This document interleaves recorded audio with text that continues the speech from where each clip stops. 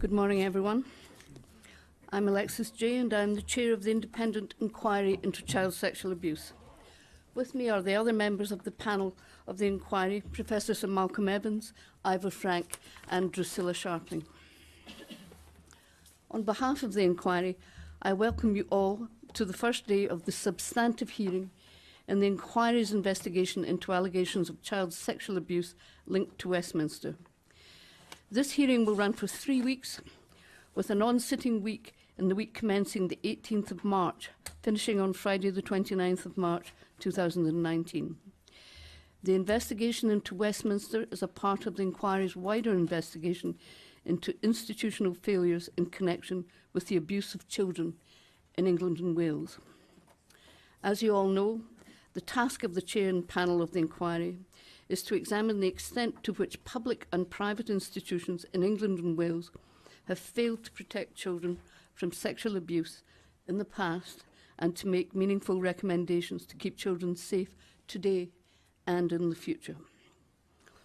On behalf of the inquiry, I am, as always, grateful to all core participants and their legal teams for their assistance. I understand that a great deal of work has gone into preparing witness statements and providing disclosure. To those who have provided witness statements or who are to be called to give live evidence before the inquiry during this hearing, we are grateful to you. I want to assure you of the high priority that the inquiry places on this investigation and on hearing of your experiences. Before we hear from leading counsel to the inquiry, Brian Altman, Queen's Counsel, who will introduce the representatives present and open the investigation hearing, some points on the timing and arrangements. We will sit each day from 10 a.m. Ordinarily, we will take a 15-minute break at around 11:15 a.m. We will break for lunch at 1, returning at 2, and we intend to sit to around approximately 4:30 each day. By way of an agenda, we rely on the hearing timetable, which sets out the order in which witnesses will be called, save for where unforeseen circumstances require changes to be made. The hearing transcript is recorded simultaneously on screens throughout the room and will be published at the end of each day on the inquiry website. Any directions arising from the day's hearing will also be published on the website.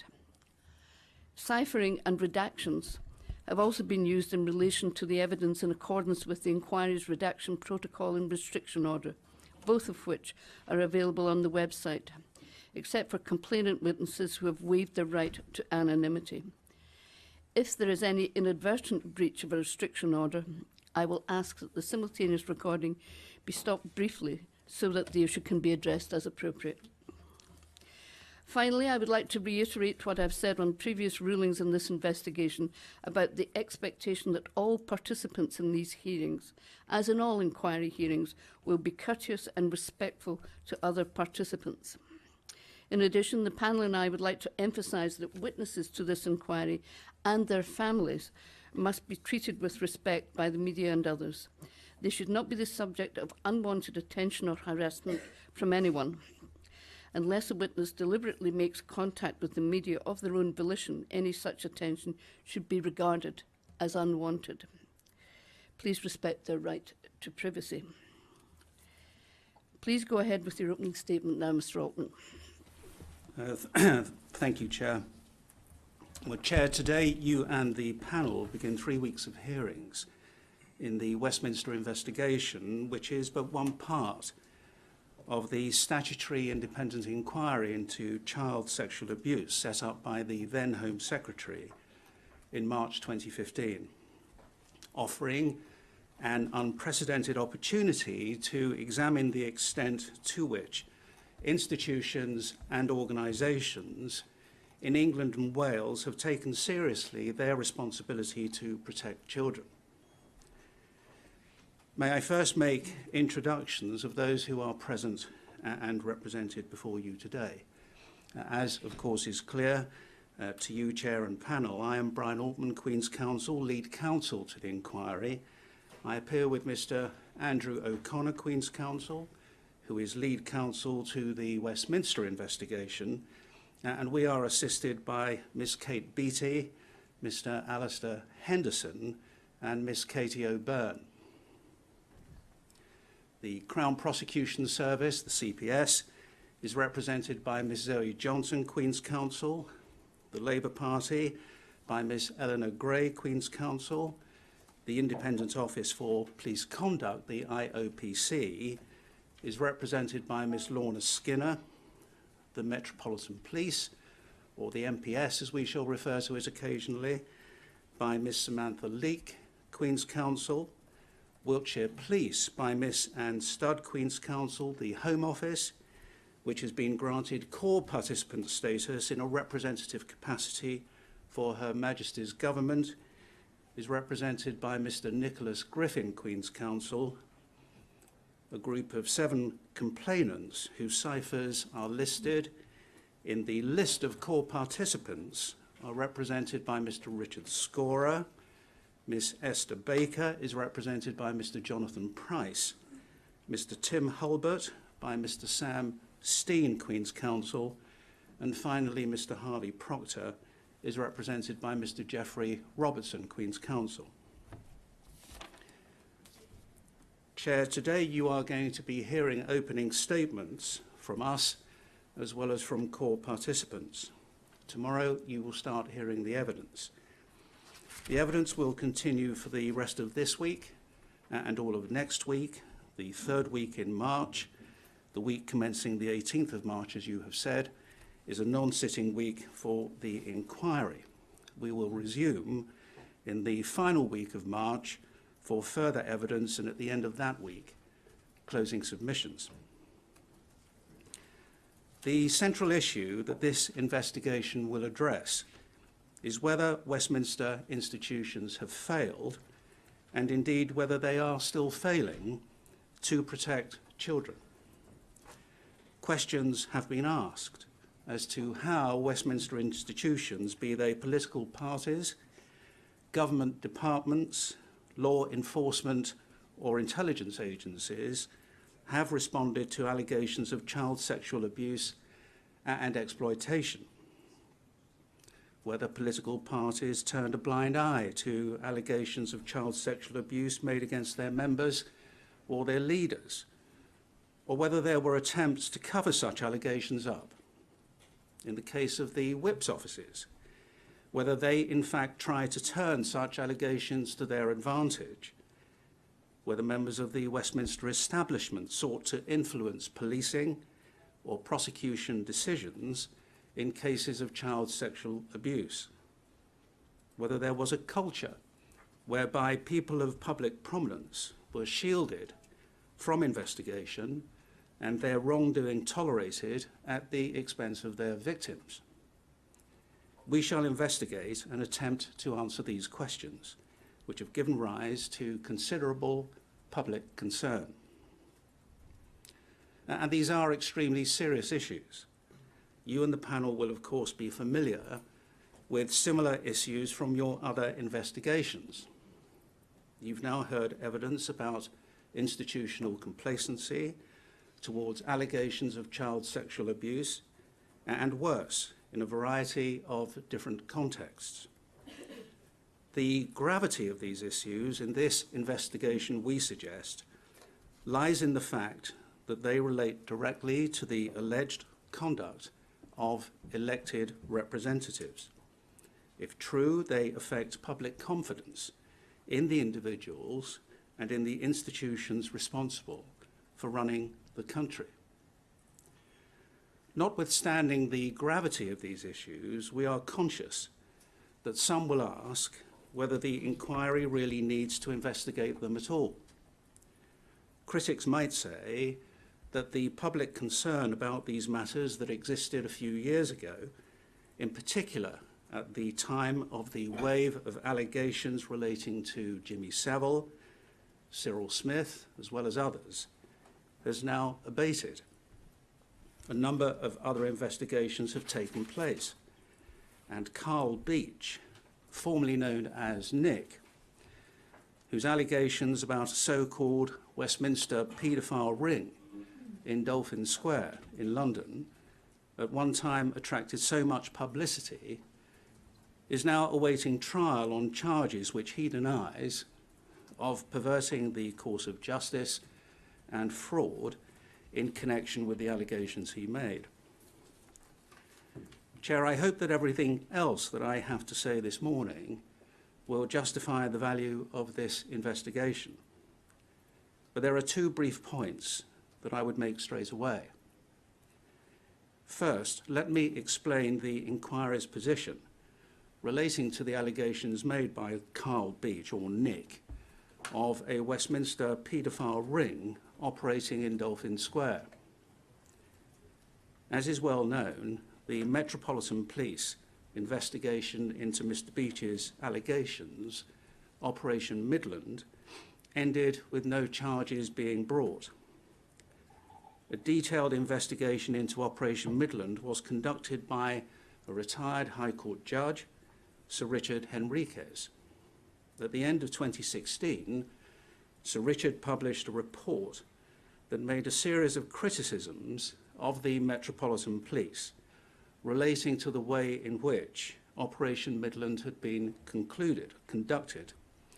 And as I have said, Mr. Beach has now himself been charged with offences arising from the allegations he made. You will recall that the first preliminary hearing in this investigation in January last year, long before Mr. Beach was charged, we submitted that Mr. Beach's allegations, and more importantly, the institutional response to those allegations, shouldn't form part of this investigation. We suggested that public concern relating to those allegations had diminished, and we made the point that the way in which the police responded to Mr. Beach's allegations had already been thoroughly examined by Sir Richard Henriques. There was no dissent to these submissions, and as we shall see, the ruling that you gave on scope in May last year identified a series of other matters for this investigation to address. The criminal proceedings that have now been brought against Mr. Beach add a further and more compelling reason why this investigation shouldn't touch either on the allegations that Mr. Beach has made or on Operation Midland. It's plainly imperative that nothing that we do as part of this investigation prejudices in any way the fairness of those criminal proceedings. However, and this is the second point, it's our firm submission that public concern over Westminster child sexual abuse allegations neither begins nor ends with Mr. Beach. We suggest, and we are confident that many of the core participants here today will agree, that there are outstanding questions of public concern in this area that is both necessary and appropriate for this inquiry to investigate, albeit in a limited and proportionate manner. Those are the issues that you identified in your ruling on scope in May of last year.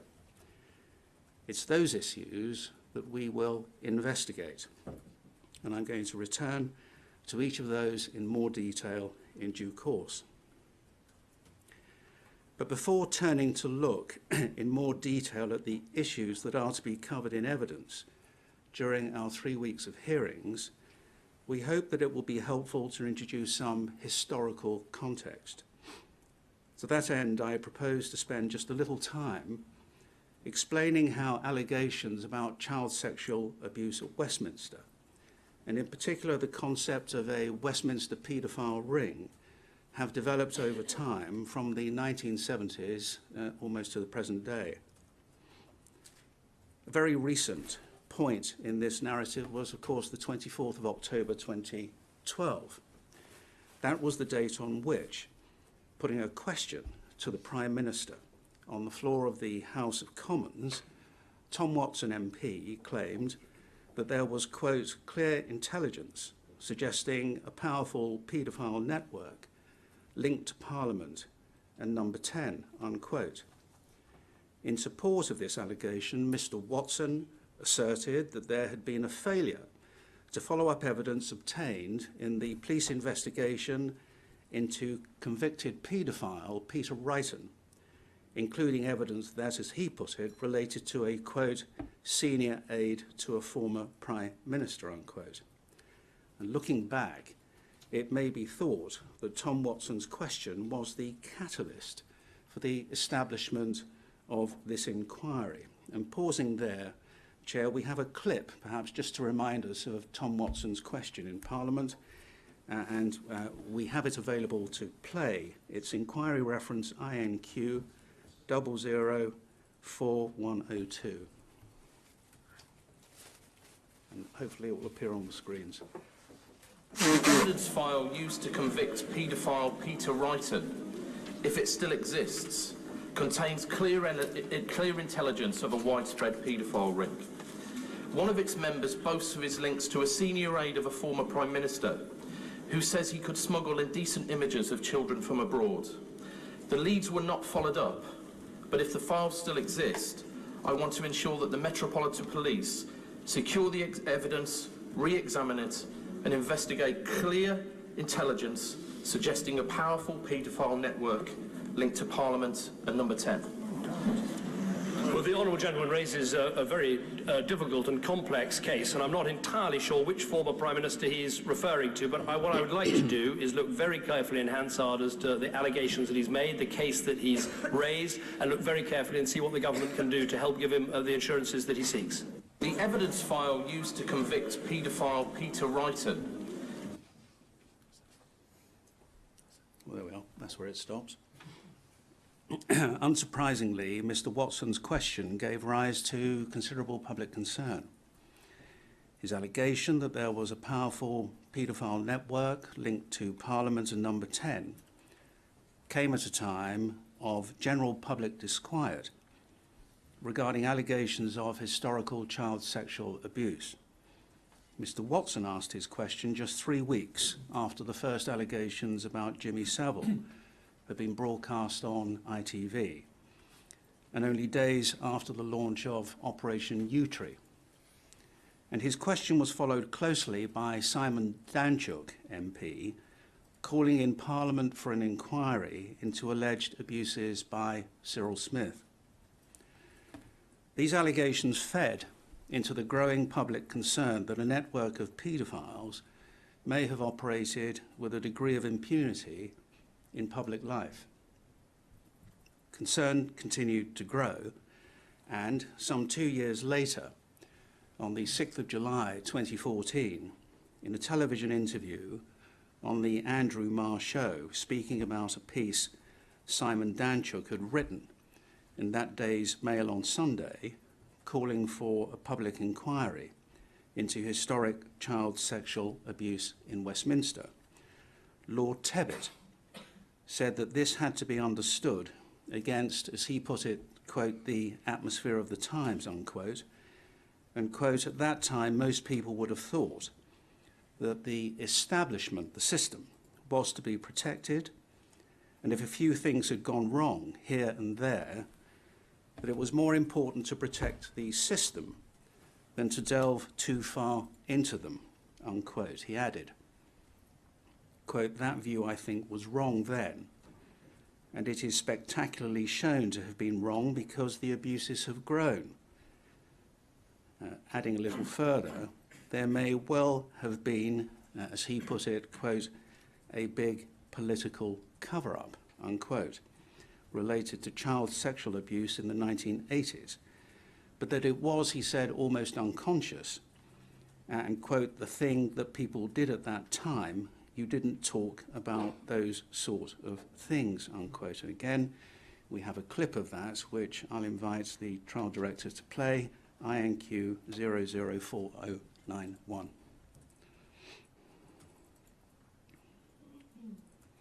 Simon Danczuk's piece in the Mail on Sunday, which I posted at the beginning of the programme. What I find we have to do is to remember the atmosphere of the times. It's very easy to forget that things looked different in those days. Geoffrey Dickens was widely attacked as a kind of buffoon for raising this at the time. Yes, indeed. He was widely regarded as a chap who was always falling over his own feet. Also, at that time, I think most people would have thought that the establishment, the system, was to be protected. And if a few things had gone wrong here and there, that it was more important to protect the system than to delve too far into them. Now that view, I think, was wrong then, and it is spectacularly shown to have been wrong because the abuses have grown. Do you think there was a big political cover-up at the time, back 30 years ago? I think there may well have been, but it was almost unconscious. It was the thing that people did at that time. You didn't talk about these kinds of You didn't talk about those sort of things. It's not the sort of thing that people did, not even, if I may say so, television journalists, let alone the politicians. Now, Lord Tebbit has provided the inquiry with a witness statement, and we will invite you to adduce that in evidence in due course. In that statement, Lord Tebbit explains what was in his mind when he referred to a big political cover-up by the establishment in relation to child sexual abuse. And at paragraph 1422-21 of this statement, he refers to his awareness of Jimmy Savile's excessive interest in child patients at Stoke Mandeville, the lack of action taken against Cyril Smith for allegedly abusing teenage boys, rumours of sexual deviance of senior members of the churches of England and Rome, and that Peter Morrison had an interest in young men, which Lord Tebbit said he took to mean young men of about sixth form age. As I've said, this surge in public concern about Westminster child sexual abuse allegations in the period following Mr. Watson's parliamentary question in October 2012 not only provides the context for this part of the inquiry's work, but was to a significant degree responsible for the inquiry itself being established. In fact, the setting up of the inquiry in its initial non-statutory form was announced by Theresa May, then the Home Secretary, on the 7th of July 2014, the very day after Lord Tebbit's interview. As you know, it was subsequently reconstituted as a statutory inquiry in March 2015. It would be wrong, however, to suggest that the 2012 allegations of cover-up and conspiracy relating to Westminster child sexual abuse was entirely novel. On the contrary, public allegations of this nature had been ventilated from time to time over several decades before. Political sex scandals are, of course, nothing new. Conspiracy and cover-up were at the heart of the two great political sex scandals of the 1960s and the 1970s, the Profumo and Thorpe affairs. Other high-profile sex scandals during the period involved children.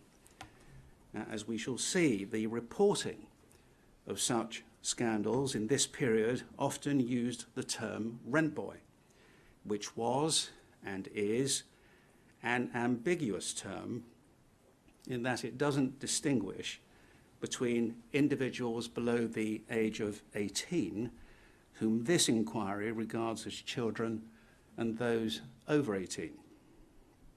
The term seems to have been used generally to describe both teenagers and those in their early 20s. I'll return to this point later in the course of this opening statement. But let me first take a look at the historical context underpinning this investigation. And I begin with Sir Ian Horrobin in 1962. He was Parliamentary Secretary to the Minister for Power from 1958 to 1959. And he was convicted in 1962 of 10 charges of indecency with boys under 16 and young men who were associated with the Mansfield House University settlement, where Horrobin was the warden. and he was sentenced to 4 years imprisonment, as reported by the Daily Mirror around that time, under the headline, "Great Career of Sir Ian Ends in Jail." Next, Piccadilly Circus and Playland. In the 1970s and the 1980s, the so-called meat rack, or sometimes referred to as the chicken rack, near the Playland amusement arcade at Piccadilly Circus in the West End of London, was notorious as a congregating spot for teenagers and young men. It's been reported that many of these boys and men were solicited and sexually exploited by older men. In 1975, Scotland Yard investigated a number of individuals for sexual abuse of rent boys around Piccadilly Circus. 5 men were charged, including Charles Hornby, a wealthy socialite and an old Etonian, as reported by the Daily Mirror on the 23rd of September 1975 under the headline, "Old Etonian is jailed in rent boys vice case." Hornby was said to have had royal connections. He pleaded guilty to conspiracy to procure acts of gross indecency by males under 21, committing acts of gross indecency and attempting to pervert the course of justice. Much more recently, allegations have been made by individuals in relation to events around Piccadilly Circus in the 1970s. The inquiry requested evidence from Anthony Daly in relation to his book, Playland, Secrets of a Forgotten Scandal, published in 2018. He tells the story of his time as a rent boy when he was aged 20 over the course of 3 months in 1975. Mr. Daly alleges that he was initially captured and recruited by Charles Hornby, and that he became well acquainted with Charles's brother, Simon Hornby, who paid him for sex. Though not a child himself at the time, Mr. Daly alleges that he was forced to witness the depraved sexual abuse of 2 boys, aged 8 and 10, at a party attended by unnamed persons and 2 individuals whom he knew. He also made claims in his book that senior establishment figures, including politicians such as Sir Keith Joseph, Sir Peter Morrison, and Sir Michael Havers, the then Shadow Attorney General, were present at parties where underage rent boys were sexually abused and exploited. Allegations have also been made in recent years by Anthony Gilberthorpe. Mr. Gilberthorpe has publicly alleged that as a young Conservative activist in the early 1980s, he was given money to procure rent boys for the entertainment of Conservative MPs, including cabinet ministers at party conferences in 1981, 1983 and 1984. Indeed, on the 13th of July 2014, the Sunday Mirror reported his allegations under the headline, "I supplied underage rent boys for Tory ministers."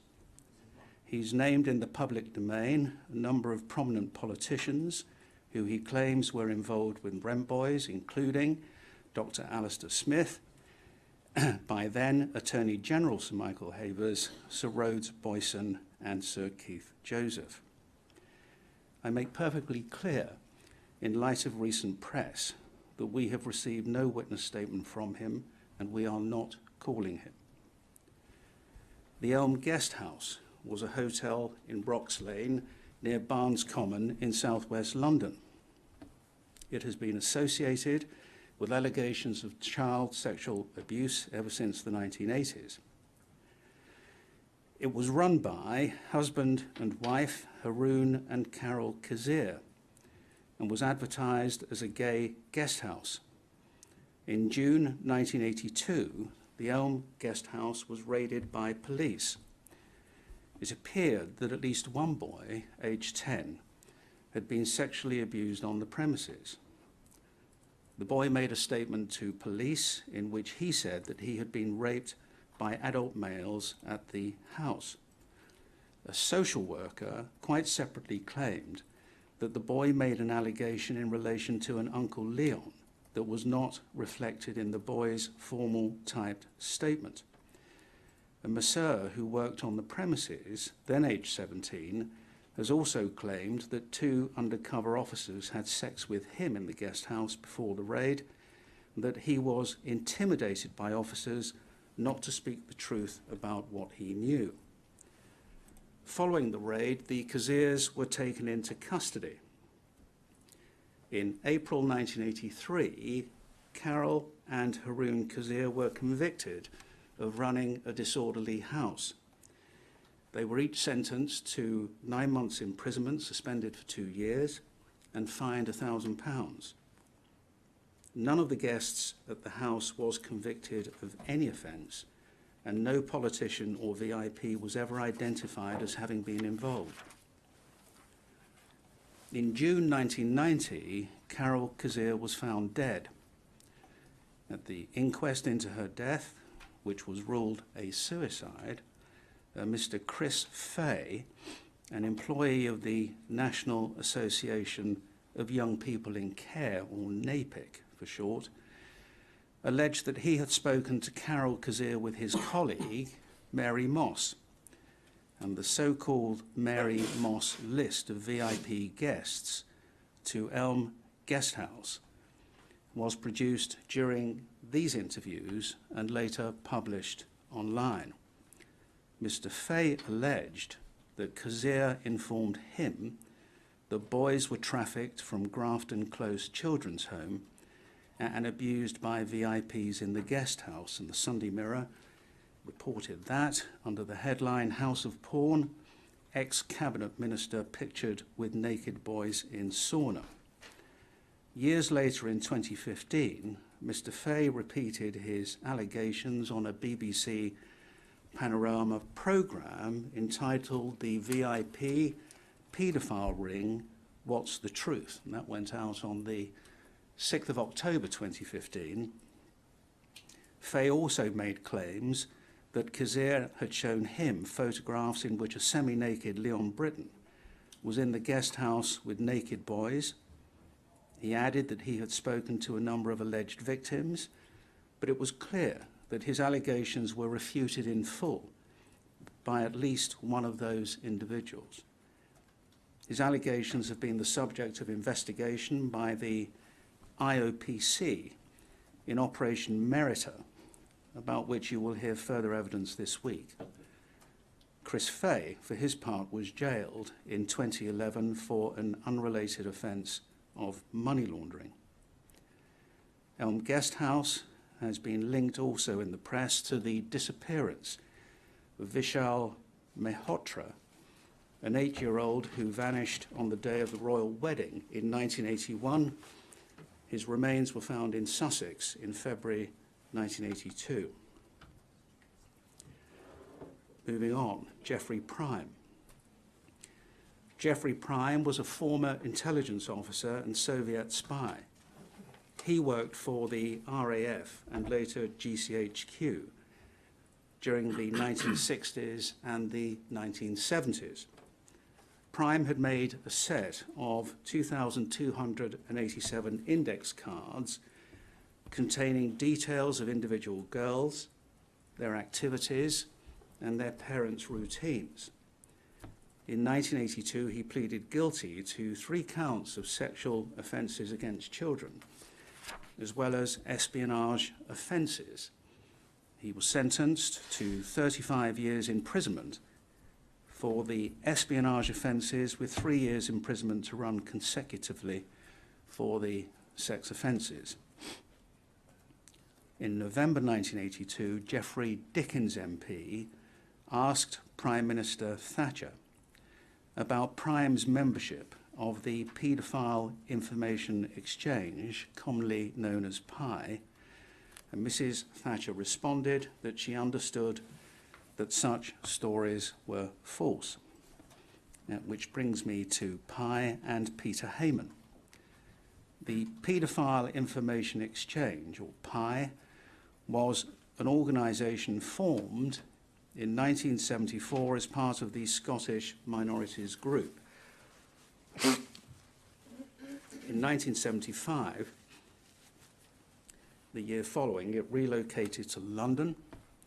Its aim was to campaign against the laws on the age of consent in order to allow adults to have sex with children. Its members published in its publications Understanding Paedophilia, as well as a publication known as Magpie. And we're going to look at some examples, please, of that publication so we can get a flavour. And the first one I'm going to ask us to go to, please, is reference LSE 001241, beginning at page 1.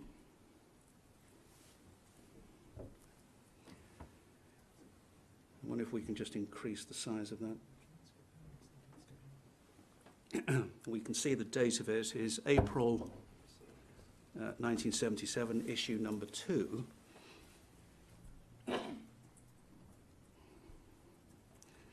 And we can see the headline, La Gazza Ladra, taken from an Italian opera, The Thieving Magpie. Being paedophile is a lonely business. It reads, but I don't need to tell most of my readers that. However, it was with a rare sense of communion with our members that I settled down to watch Mark Lester in Eyewitness one Sunday evening last month, and on it goes.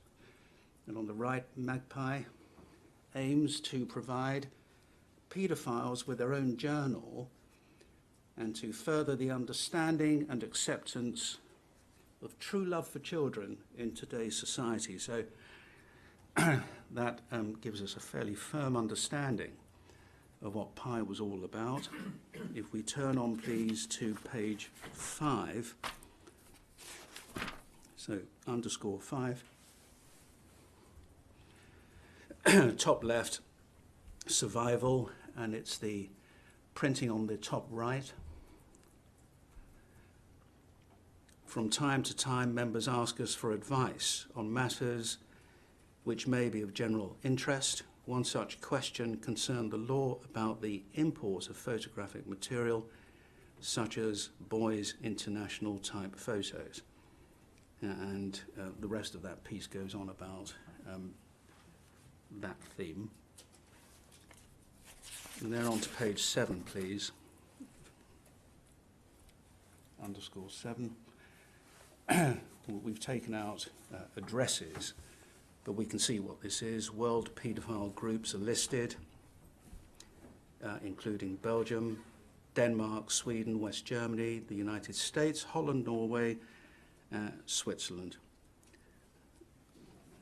And with a little request right at the bottom, we'd be grateful for information about groups in other parts of the world.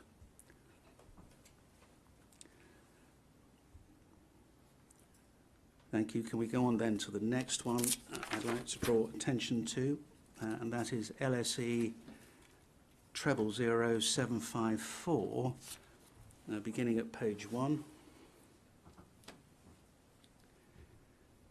Drawing of a boy, issue number 7, September 1977. And then to page 3. On the left, the tale of Tom O'Carroll. I'm not going to go through it, but right at the bottom we can see who the author is, Charles Napier. And then on the right-hand side, under the heading Paedophilia, what are we talking about? By Dr. Fritz Bernard, a psychiatrist, sociologist and writer. So on occasions Magpie would feature intellectual articles on the subject. And then please page 5. Pi in the New World, map of North America and indeed South America, but pointing out the numbers of perhaps members, Pi members in the New World, including Hawaii. Next month, printed upside down, Australia. And the next issue, please, I'd like to draw attention to LSE 001252, beginning at page 1, issue 11, May 1978, with a drawing of a child. And then the next page, page 2, and under the irrelevant box, can we highlight NCCL supports PI's rights, National Council for Civil Liberties, now Liberty. At the recent annual general meeting of the National Council of Civil Liberties, a motion was passed which is of particular importance to PI, bearing in mind the events of last August and September. Accordingly, we reprint this motion, number 39, in full. The AGM reaffirms the right of free discussion and freedom to hold meetings for all organisations and individuals doing so within the law. Accordingly, whilst reaffirming the NCCL policy on the age of consent and the rights of children, particularly the need to protect those of pre-pubertal age, this AGM condemns the physical and other attacks on those who discussed or attempted to discuss paedophilia, and reaffirms the NCCL's condemnation of harassment and unlawful attacks on such persons. And if we scroll down a bit further, PI is affiliated to the NCCL, and we have long advocated that our members should join as individuals so that they may participate in and benefit from the activities of this large and long-established organisation, and the address of the NCCL is given. And then on the next page, please, which is page 3, again another article, Paedophilia, the effects. This one under the authorship of a man, I think, who goes by the name of Bron Gersma. And we can see within the parallel lines the quotations first on the left. The child is definitely not a non-sexual being, but has its sexual impulses right from its birth. And then to the next column, between those parallel lines, a sexual relationship between a child and an adult does not harm the child, may even be beneficial, provided the adult partner is considerate, loving, and affectionate. And then on to the second page, first column.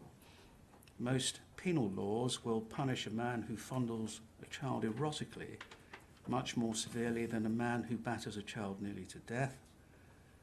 And then the next column at the top, could real love, affection, sympathy, tenderness ever have a bad effect on the evolution of a human being? So that is the kind of stuff that PI was peddling.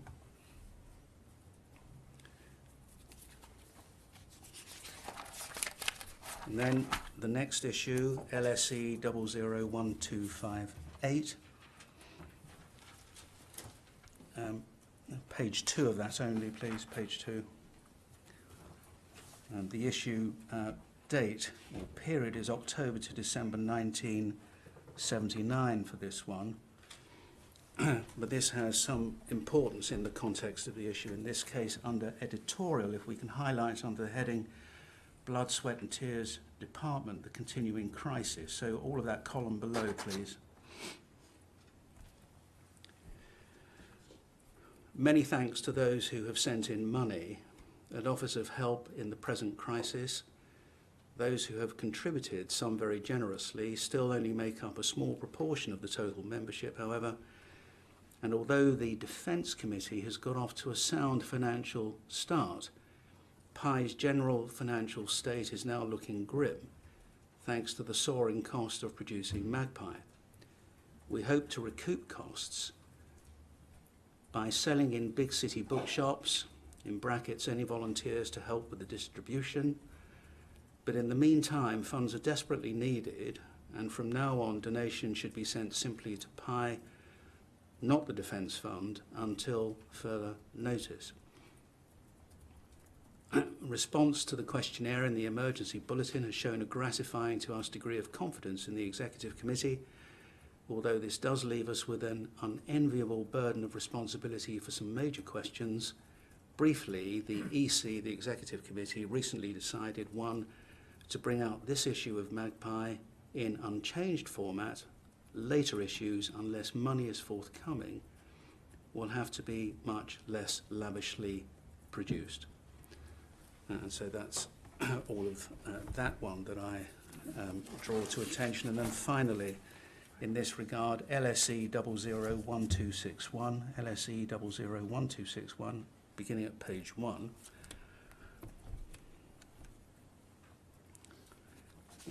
We can see the date of it. It is spring 1981, and the relevance of that and the cuttings on the front page relate to Tom O'Carroll, who was on its executive committee and sometime chair, and was, I'll come back to this later, but was jailed on a retrial in March 1981, so that's what these headlines are all about.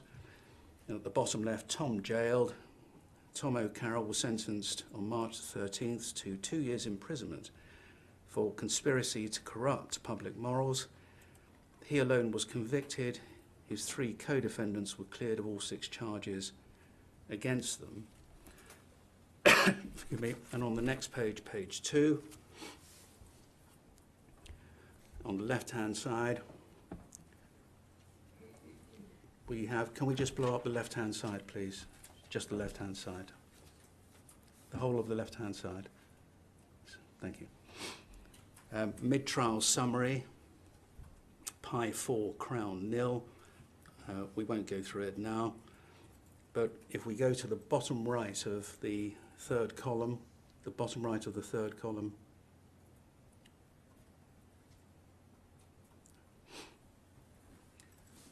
and you'll see their reference to obscene Detective Sergeant Brian Collins, who was ordered to raid Pi members' homes following an item in the Gutter Press. Well, the piece is all about the trial. Brian Collins is somebody we will hear from who was involved, indeed, as the article indicates, in the investigation of Pi, as well as one other important aspect of what we're going to hear about. And then please, page 6. On the right-hand side, EC Appeal 1980. In February of last year, an appeal for assistance in the fundamental work of the Executive Committee was distributed to the membership. At that time, the very continuation of Pi lay in the balance, and not because of police action or the impending prosecution, but because inevitable attrition had worn the EC down to a handful of members, and the energies of those remaining few were on the point of exhaustion. The work of maintaining our organisation is such that many routine secretarial duties, specific research tasks, publicity of information gathering projects can be assigned to members who are either unable or unwilling to attend the regular EC meetings, which are held every month in London. And in many cases, our membership outside the UK can make a very real contribution to this work. We accordingly made our appeal in the belief that the majority of our members would be willing to make some active contribution, however small, to the survival of our group, and that even those who felt they couldn't do so would welcome the opportunity to reaffirm their support for our endeavours. In this sense, the appeal was also a vote of confidence, and the diagram opposite shows how you responded. And on it goes, requesting help and assistance. Thank you. So those are the examples, and that's all they are, of aspects of Magpie. Pi's philosophy was also asserted in Tom O'Carroll's book, Pedophilia, The Radical Case, published in 1980. As I say, he was a member of Pi's executive committee and a former secretary and chair of Pi. It's also clear that a number of PI members were involved in the sexual abuse of children. High-profile members, Peter Wrighton, Charles Napier, one of the names we saw as the author of the Ode or the Tale of Tom Carroll, Richard Alston and Dr. Maurice Fraser, were all convicted of offences related to child sexual abuse in 1981. A number of senior PI members, including Tom O'Carroll, as we just saw, were tried for conspiracy to corrupt public morals on the basis of contact advertisements published in Magpie. And it was following a retrial that O'Carroll was convicted and sentenced to 2 years imprisonment. He later admitted and was sentenced to jail for offences of child pornography, and it's believed that PI disbanded in 1984. There were a number of established links between PI and Westminster in the late 1970s and the early 1980s. Others are the subject of conjecture.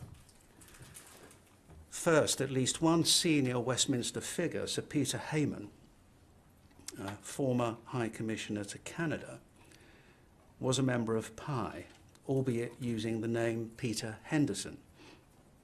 In October 1978, Hayman left a package of indecent images of children on a London bus.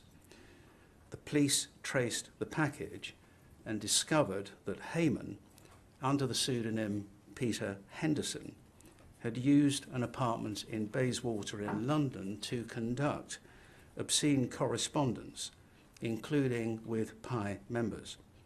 As a result, 7 men and 2 women were named by the Metropolitan Police as possible defendants in a report submitted to the Director of Public Prosecutions, Sir Thomas Hetherington, but he advised against prosecution.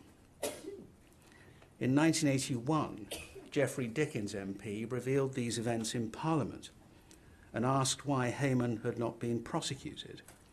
The Attorney General, Sir Michael Havers, indicated that the material he had received was not of an extreme nature and didn't warrant prosecution, that Hayman was not a member of the PI executive. Second, it's been claimed that PI was funded by the Home Office. The claim originates from Mr. Tim Hulbert. Mr. Hulbert was a consultant at the Home Office Voluntary Service Unit, or the VSU, from October 1977 until he became Deputy Director of Social Services for Hereford and Worcester County Council in October 1981. The VSU was responsible for providing funding to voluntary organisations that were not the direct responsibility of any single government department. Excuse me. Mr. Hulbert recalls seeing a quarterly summary of pending grants or grants for renewal with an entry that read WRVS in brackets PI. He went to Clifford Hindley, the head of the unit at the time, and asked why the VSU was funding PI. Mr. Hulbert says that Mr. Hindley told him that PI was funded at the request of Special Branch, who found it useful to identify people with paedophile inclinations. Mr. Hulbert was left, he says, with the clear impression that he should back off. In February 2013, the then Home Secretary commissioned an independent Home Office review to ascertain what information the Home Office had received in relation to organised child abuse and whether there had been any deliberate destruction of documents to protect persons of public prominence. There was an interim report that was published in April 2013 and a final report published in June 2013. A second Home Office review examined Mr. Hulbert's claim about Home Office funding of PI. Its report, published in July 2014, concluded that on the balance of probabilities and in the absence of supporting evidence, the alleged funding by the VSU of Pi did not take place. However, it found that organisations connected to Pi were funded by the Home Office, including the Albany Trust and the Princedale Trust. The independent review of both Home Office reviews, conducted by Peter Wanless and Richard Whittam, Queen's Counsel, considered that this was not a fully satisfactory answer. In their report, published in November 2014, they concluded it was possible that a special branch inspired payment might have taken place. The official records offered no direct evidence of this, and there was nothing to corroborate Mr. Hulbert's memory, but the records were insufficiently complete to rule it out entirely. Several months later, a further store of documents was found at the Home Office, which were the subject of a supplementary review by Messrs. Wanless and Whittam. Third, Pi was permitted to be, and we've seen an indication of that already, Pi was permitted to be an affiliate organisation to the National Council for Civil Liberties, the NCCL, from the late 1970s until the early 1980s. Patricia Hewitt, Harriet Harman, and Jack Dromey all had roles in the NCCL at the time. Each has more recently held senior positions in the Labour Party. They have all expressed regret for NCCL's affiliation with Pi and have claimed no personal support for its members. It appears that there was a substantive relationship between the NCCL and Pi nonetheless. In March 1976, the NCCL proposed the reduction of the age of consent to 14, and in some cases 10. They issued a press release stating, quote, NCCL proposes that the age of consent should be lowered to 14 with special provision for situations where the partners are close in age or where consent of a child over 10 can be proved, unquote. Something which the Guardian reported on much later in February 2014 under the headline, Patricia Hewitt-backed NCCL policy of lowering age of consent. A version of the policy was then adopted as a recommendation by Home Office advisors in a 1979 paper. The NCCL also advertised in Pi's publication Understanding Paedophilia in 1977 and in Pi's magazine Magpie in April 1979. In addition, Tom O'Carroll was elected to the NCCL's Gay Rights Subcommittee in the late 1970s. The NCCL Gay Rights Subcommittee chair, Nettie Pollard, attended Pi meetings and also wrote letters in support of Pi. Which brings me to the Dickens dossier. Geoffrey Dickens was a campaigning MP who used parliamentary privilege to name senior diplomat Sir Peter Hayman as a paedophile in the House of Commons and alleged that Hayman's paedophilia had been covered up by the Attorney General. In 1983 and 1984, he had a series of meetings with the Home Secretary Leon Britton, at which he provided information purporting to identify other high-profile paedophiles in government, as well as the royal household. The information he provided has come to be known as the Dickens dossier. But what exactly was in the Dickens dossier and how many there were is unclear. The evidence suggests there may have been several files or documents which have individually and perhaps misleadingly become known as the Dickens dossier or dossiers. There are claims that in 1983, a copy of the dossier was seized under threat of imprisonment from journalist Don Hale, which added to the intrigue. Mr. Hale was the editor at the time of the Bury Messenger, and he had been given substantial parts of the Dickens dossier by Barbara Castle, MP, as she was, who had herself received it from Mr. Dickens.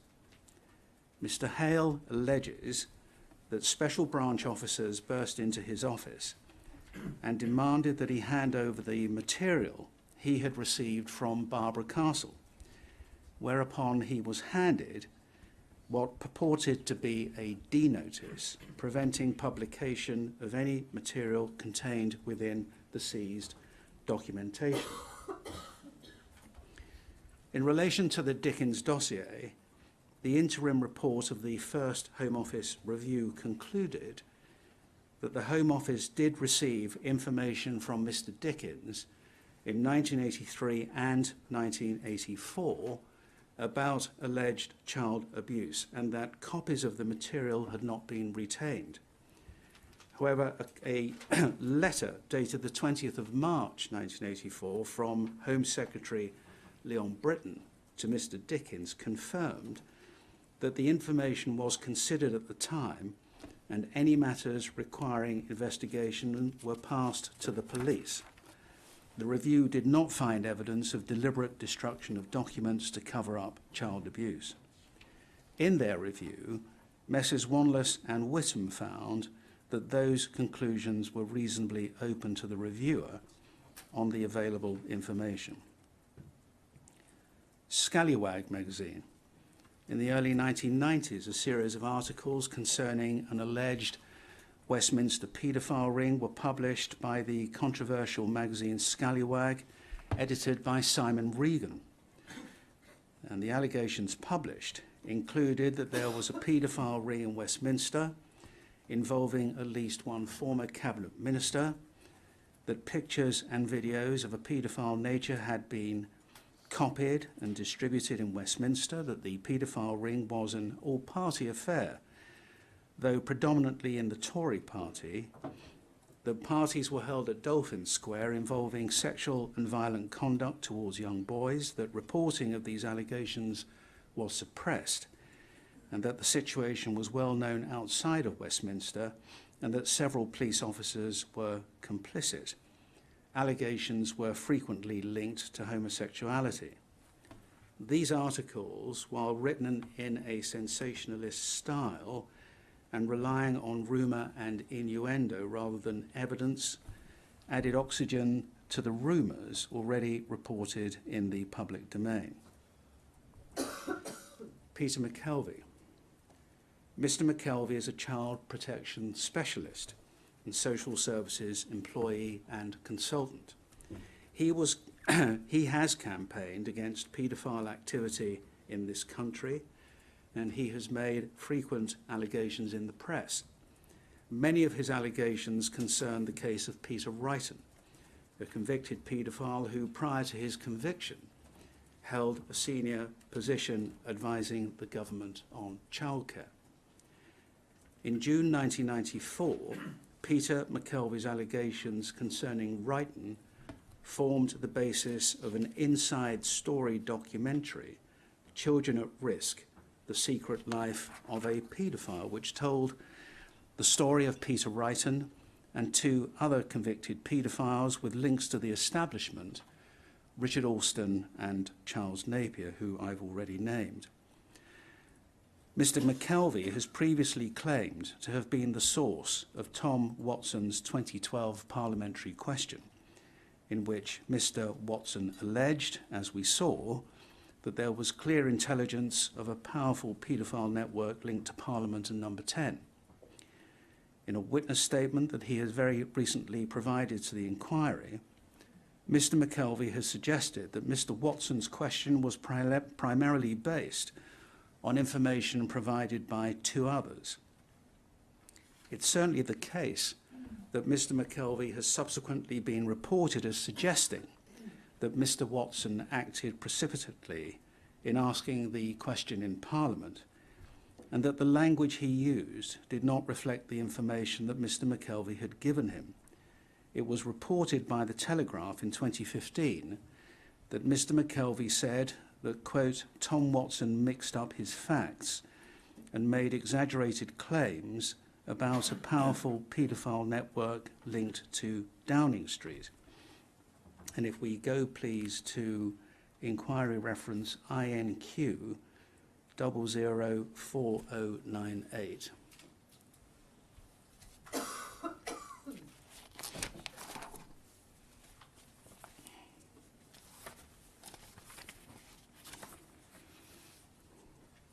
If we can scroll down, please, I think it's the third page.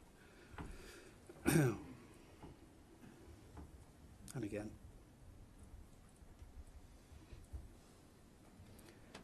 Towards the bottom, the last 5 lines. I would never have wanted Tom Watson to do a PMQ as a tactic until he heard the whole story.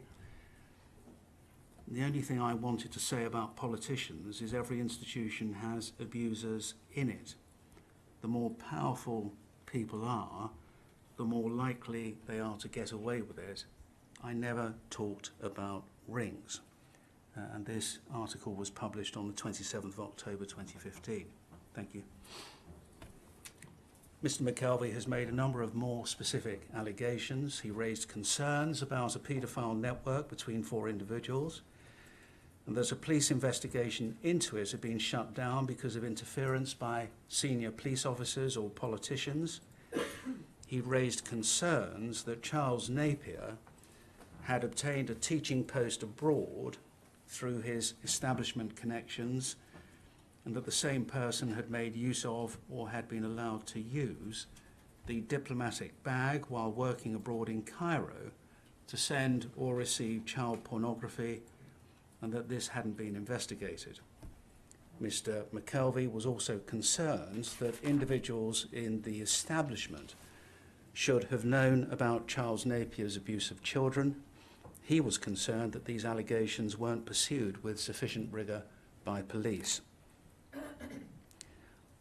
In his recent witness statement, which will be disclosed to court participants and which we will invite you to adduce, Mr. McKelvey summarises his main concerns at paragraph 53. Quote, in summary, I consider that the Peter Wrighton case and the evidence uncovered by the police during their investigations provided powerful evidence of a long-term and widespread paedophile network.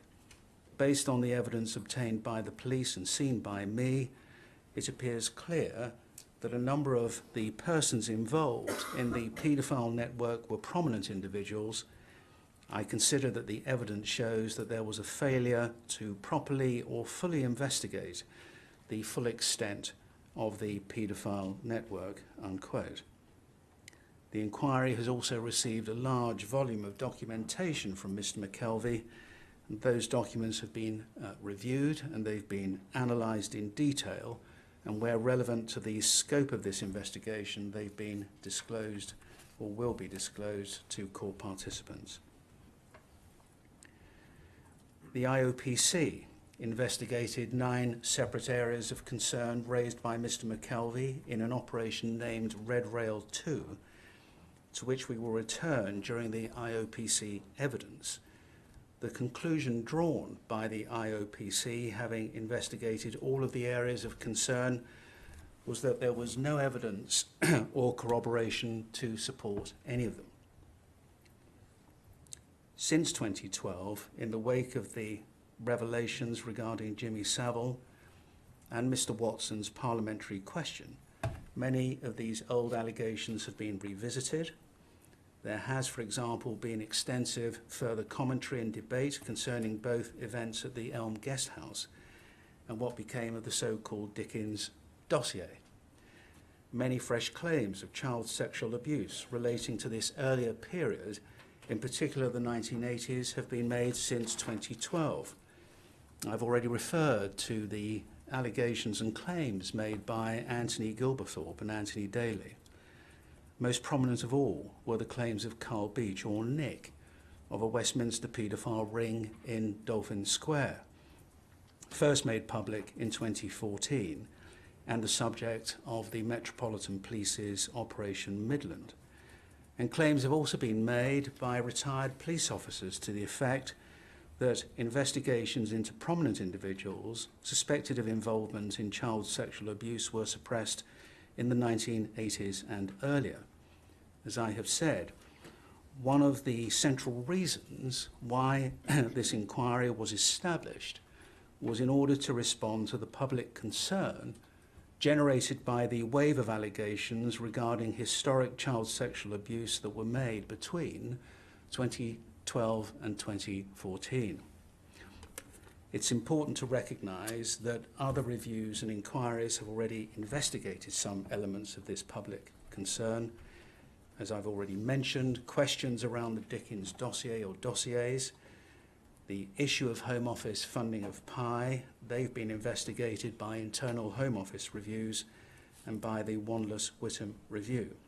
And as we shall hear, allegations of police misconduct in respect of Westminster child sexual abuse allegations have been investigated by the IOPC. These reviews and inquiries are not only of historic interest. Given the wide remit of this inquiry, it would plainly be foolish to duplicate work already done satisfactorily by others. And the inquiry's terms of reference expressly require you to build on such work by considering, quote, all the information which is available from the various published and unpublished reviews, court cases and investigations which have so far concluded. Close quote. And perhaps that's a good place for me to conclude for the mid-morning break. Thank you, Mr. Altman. We'll return at 11:30.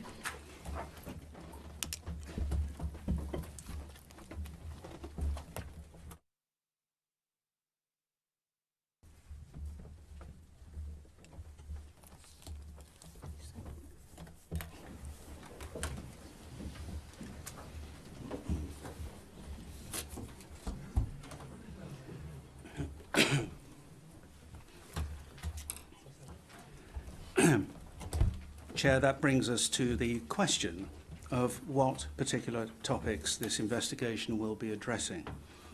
And perhaps just as important, the questions and issues we will not be investigating.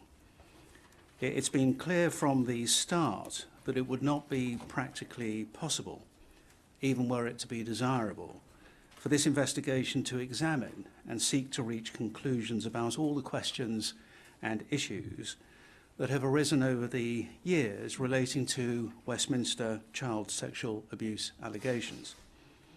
As will be apparent from what I have said already this morning, those allegations cover a huge number of factual matters which relate to events that took place all over the country spanning decades. We must also remember that this investigation is only one of the many investigations into different subject areas that the inquiry has committed itself to undertake. And also the fact that you have stated publicly last August that you are working towards the inquiry concluding its public hearings by the end of next year, 2020. It will be obvious that these competing priorities require this investigation, and indeed all of the inquiry's investigations, to approach our work in a proportionate manner. And this is reflected in the fact that the public hearings in this investigation are limited to 3 weeks. I've already referred to the preliminary hearing that took place in January last year, and your subsequent ruling on the scope of this investigation in May of 2018. The transcript of the hearing and the text of your determination are, of course, available on the inquiry website. At the January hearing, we made submissions to you emphasising the need for selectivity and proportionality in determining the issues to be investigated. We made some general submissions about how this exercise should be approached, including, as I've mentioned, the submission that the allegations made by Nick, as he was known then, and Operation Midland should not form part of the investigation. We outlined a series of issues that we suggested would be suitable for investigation, and having received written submissions from core participants following the hearing, it was those issues that you adopted in your May ruling. And those issues are these. First, police investigations. A number of public allegations have been made to the effect that police investigations into cases of possible child sexual abuse linked with Westminster may have been the subject of inappropriate interference. The IOPC and the MPS, the Metropolitan Police, have recently conducted a series of investigations into these allegations, and we will hear evidence about them. Next, prosecutorial decisions.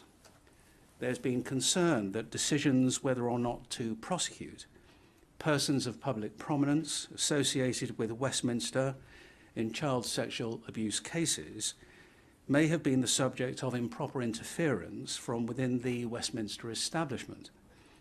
We'll investigate two such cases relating to the late Victor Montague and the late Sir Peter Hayman. Next, political parties. We'll call evidence relating to a range of different factual episodes that all touch on the question of the way in which political parties, and in particular the leadership of those parties, have reacted to allegations of child sexual abuse made about individuals within their own parties. Next, the whip's offices.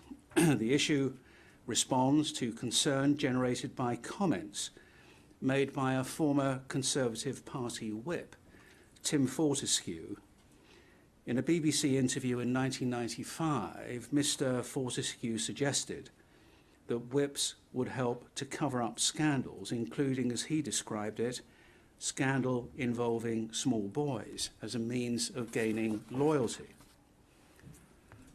We'll look at the honour system, which itself is an institution operated on behalf of the Crown by senior politicians and civil servants within the Westminster establishment.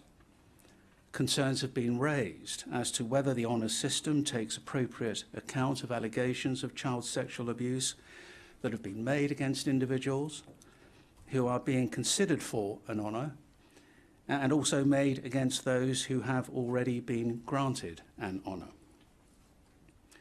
The Pedophile Information Exchange, PI, was, as I have already indicated, an organisation run by and for paedophiles in the late 1970s and the early 1980s. As I have mentioned before, it campaigned for public acceptance of paedophilia, and in particular the lowering or abolition of the age of consent for children. The core issue that we are investigating in relation to PI is the possibility that it may have been in receipt of Home Office funding. As I've already explained, this issue is pursued by one of the core participants, Mr. Hulbert, who contends that the question of Home Office funding was not fully addressed in the Wanless-Whittam review established by the Home Office. And the final issue relates to the sufficiency of current safeguarding policies relating to children by Her Majesty's government, the Palace of Westminster itself, and the political parties. We've sought disclosure of a significant number of such policies and have reviewed them with the assistance of an expert. We will be calling evidence from that expert during the course of the hearings. So, Chair, I propose shortly to go back to the 7 topic areas that you have selected for investigation and to give a relatively detailed introduction to the evidence that we intend to call on each. But before doing so, I wish to make 3 more general points about the approach that has been adopted to the investigation. First of all, it needs to be emphasised that the focus of this investigation, and indeed of the inquiry more generally, is the conduct of institutions as opposed to that of individuals.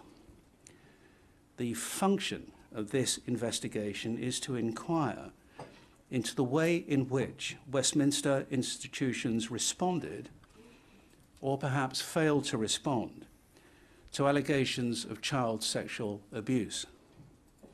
With that in mind, we submit that it will be neither necessary nor proportionate for this investigation to involve itself in attempting to investigate, far less in attempting to make findings, as to whether individual allegations of child sexual abuse that have been made against Westminster figures are true. In general terms, at least, those are matters for the police and for the courts. And we suggest that questions as to possible institutional failings in this field can, generally speaking, be perfectly properly investigated without undertaking the time-consuming and resource-intensive process of making findings on the underlying allegations. Indeed, the clear purpose of the inquiry hearing evidence about such allegations is not to examine their truth, but to investigate what institutions knew about allegations of this nature and how they responded to them, if at all. While the findings that you ultimately choose to make will, as always, be a matter for you and the panel, we will not be making any suggestion that any such allegations are true, and so we do not anticipate that it will be necessary or desirable for you in this investigation to make any findings, whether, for instance, any particular person of public prominence committed acts of child sexual abuse of which they have been accused. I repeat, the focus of the investigation, rather, will be on the way in which Westminster institutions dealt with and responded to allegations of this nature. The second point to make is that there is a relationship between the scope of this investigation and that of several other of the investigations that the inquiry is conducting. Hearings in the Rochdale investigation took place at the end of 2017, and your report was published in April last year. The evidence that you and the panel heard in that investigation was deliberately limited to matters that took place in Rochdale. Within that context, you heard evidence relating to the late Cyril Smith, and in particular about decisions that were taken not to bring charges against him in respect of allegations that he had committed offences of child sexual abuse. Consequential issues relating to Westminster institutions, most obviously perhaps what the Liberal Party national leadership knew about these allegations and what, if any, action they took as a result of them, were plainly not within the scope of the Rochdale investigation, and you gave a ruling to that effect. Equally plainly, however, such issues are within the scope of this investigation, and we will be hearing evidence about those issues in the coming days. As you know, the inquiry is also conducting an investigation into institutional responses to allegations of child sexual abuse involving the late Lord Janner of Braunstone Queen's Counsel. The substantive hearings in that investigation have been listed to take place next year. Lord Janner was, of course, an MP for many years and latterly a member of the House of Lords. Questions as to the relationship between the two investigations have been the subject of debates within the inquiry. And you gave a ruling in 2017, which is on the inquiry website, rejecting a suggestion that the two investigations should be merged. It's not necessary for me to go into the detail of all of this today. The short point that is relevant for our purposes is that you've decided that the best way to manage these two investigations is to ensure that all issues relating to the late Lord Janner, including those that may have some form of Westminster connection, will be addressed by the inquiry as part of the investigation into institutional responses to allegations of child sexual abuse involving the late Lord Janner, and not as part of the Westminster investigation. For that reason, we will not be addressing any issues relating to Lord Janner in this investigation. There is also a degree of at least potential overlap between this investigation and the inquiry's investigation into the extent of any institutional failures to protect children in the care of Lambeth Council from sexual abuse and exploitation, another of the investigations that is due to conduct hearings next year. For example, at least one of the IOPC investigations into possible police failings relates to events in Lambeth. As with evidence relating to the late Lord Janner, we will leave this material to be examined in the Lambeth investigation. The third and final general point that I wish to make at this stage relates to a series of issues that are not within scope and that will consequently not form part of the investigation. The category of issues to which I refer relate generically to suggested problems in the way in which cases of child sexual abuse are dealt with by the criminal justice system. Many of these issues have been highlighted following recent high-profile police investigations such as Operation Yewtree, Midland and Conifer. They include, for example, the so-called duty to believe complainants and the way in which those accused of such offences are treated, in particular perhaps whether they should be entitled to pre-charge anonymity. We accept, of course, that these are important issues, but we will not be investigating them as part of this investigation, and that is for both principled and practical reasons. As to reasons of principle, these issues are generic rather than being specific to Westminster, and they are remote from the central purpose of this inquiry, which is to investigate possible failings by institutions in their duty to protect children from sexual abuse and exploitation. It's also the case that these issues have been considered by others, including, for example, as I have already mentioned, Sir Richard Henriquez in his review of Operation Midland.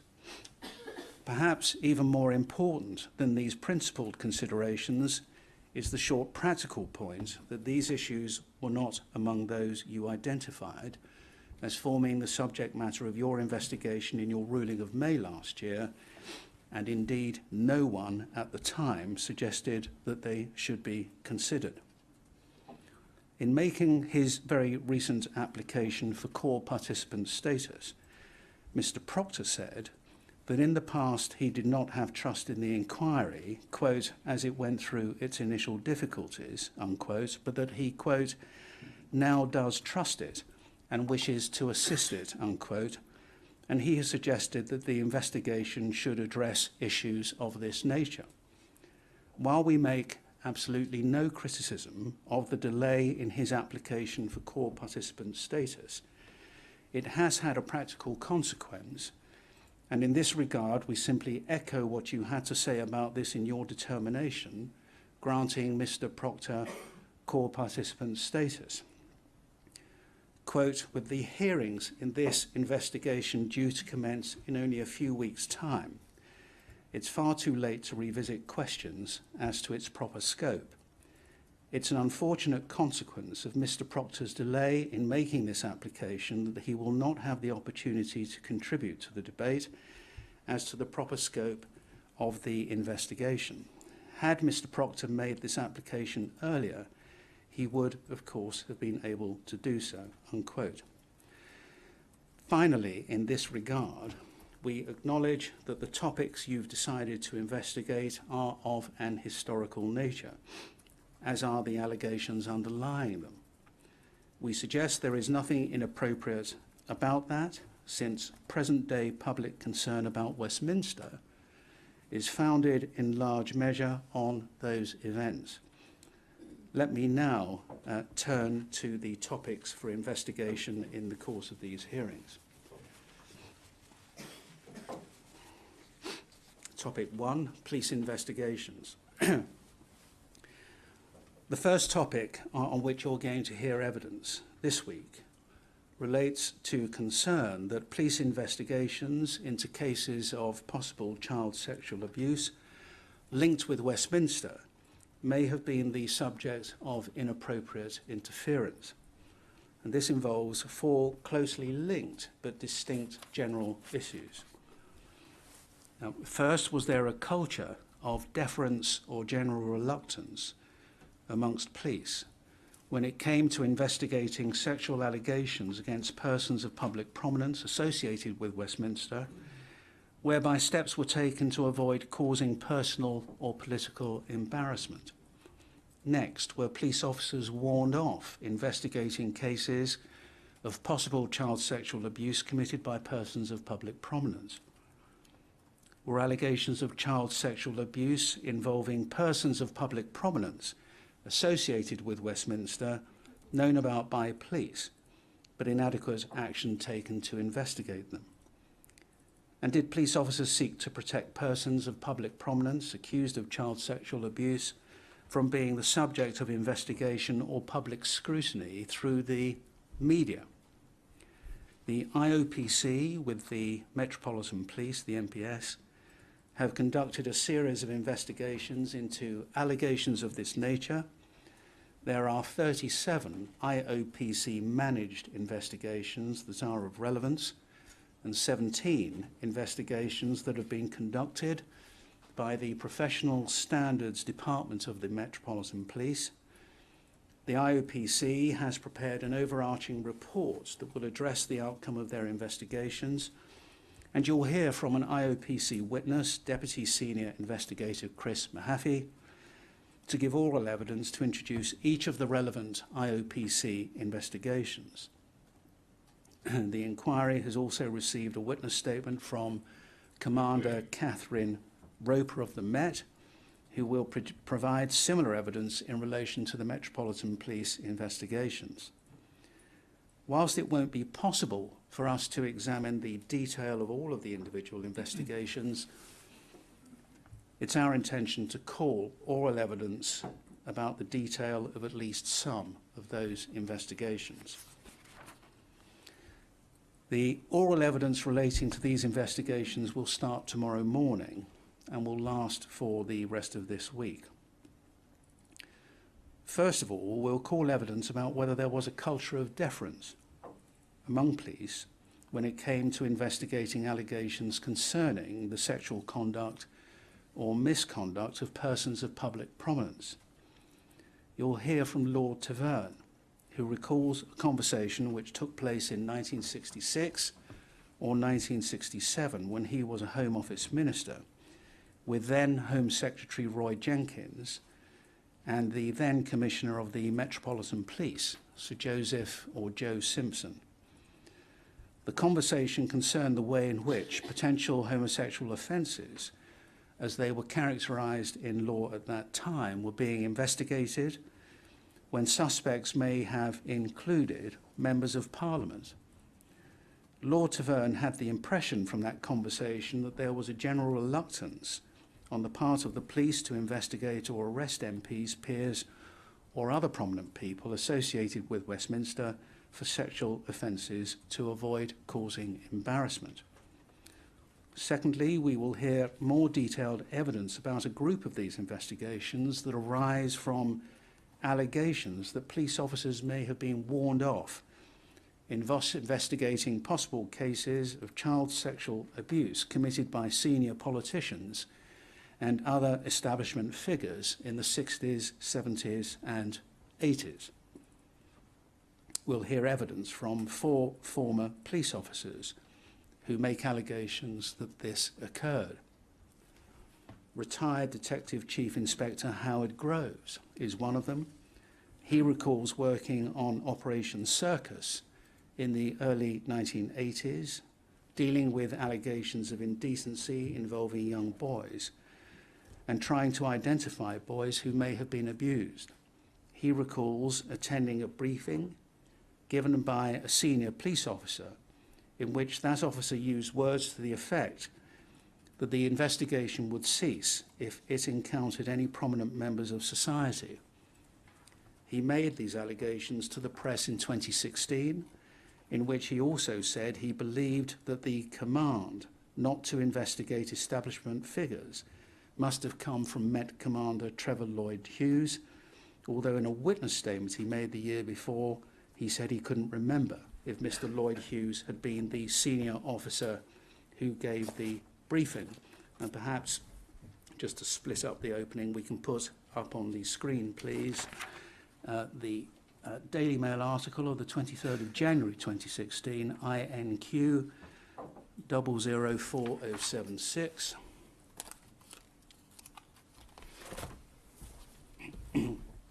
Scotland Yard detective: I was told to ignore meat rack VIPs during paedophile probe. And if we go to the next page, a rather lovely photograph of former DCI Howard Groves. And above it,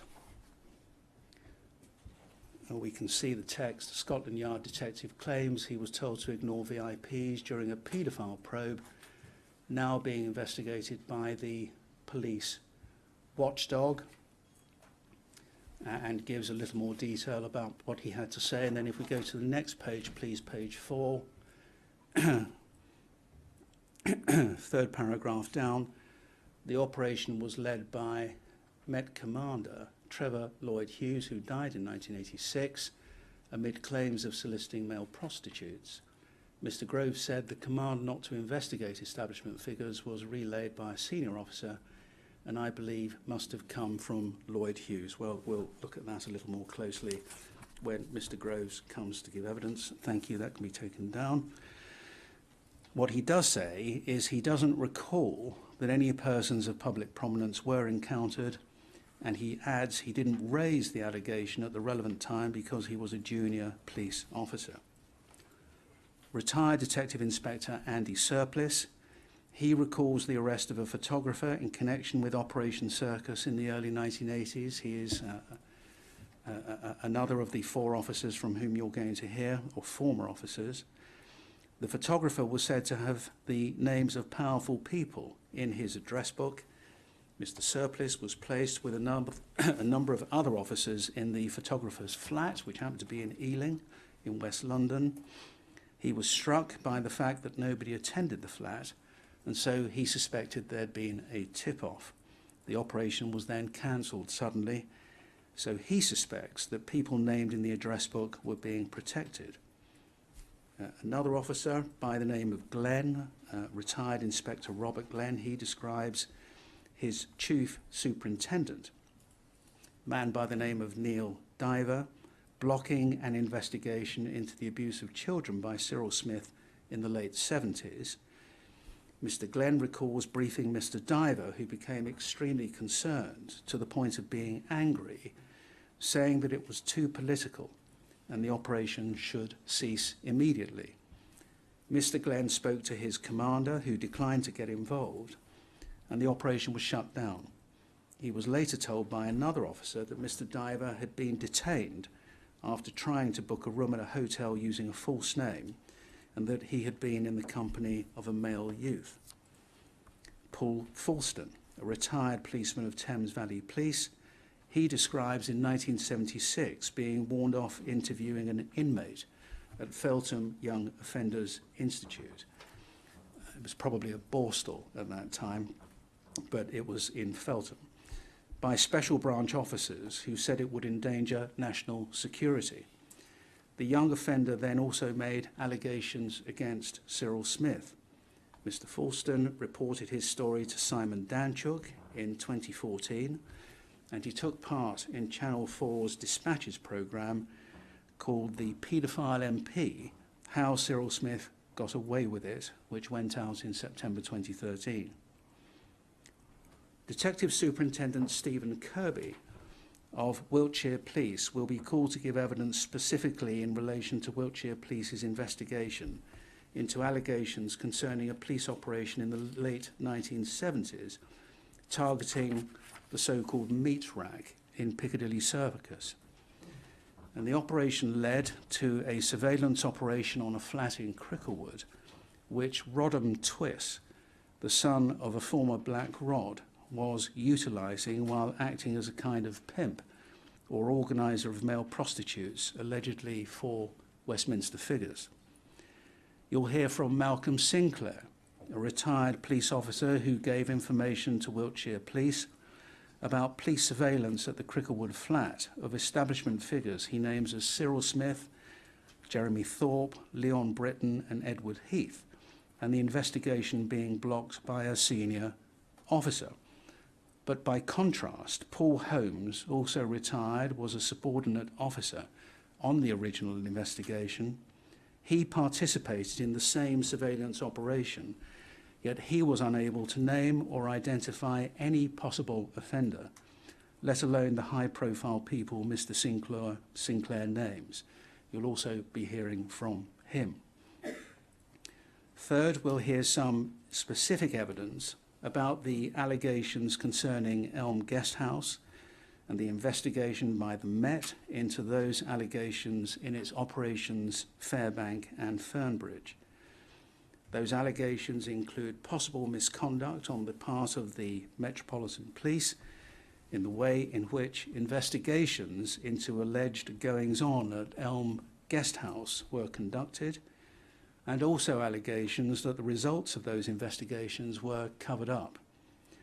Commander Neil Jerome of the Metropolitan Police will attend to explain what allegations were made about Elm Guesthouse, what investigations were carried out, and what the outcome was, as well as the follow-up reviews of those investigations.